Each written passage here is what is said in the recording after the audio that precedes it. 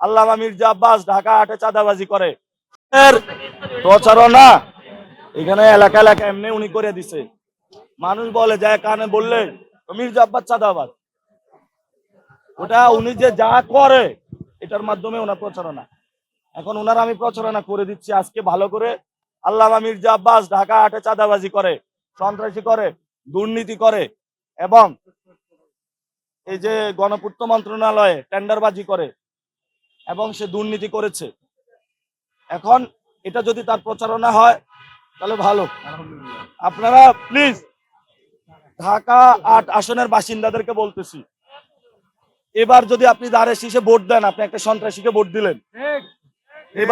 এবার শাপলাকলিতে দেন, যখন মির্জা আব্বাস থাকবে না তখন দানের শীষে দিয়েন, তবে সন্ত্রাসীকে সহযোগিতা করবেন না।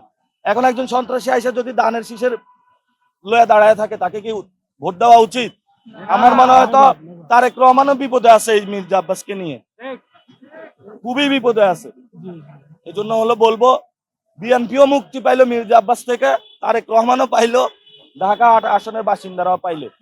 আর আপনারা যদি আমাকে জিজ্ঞেস করেন যে আমরা এখানে কি কি করব, জিজ্ঞেস করব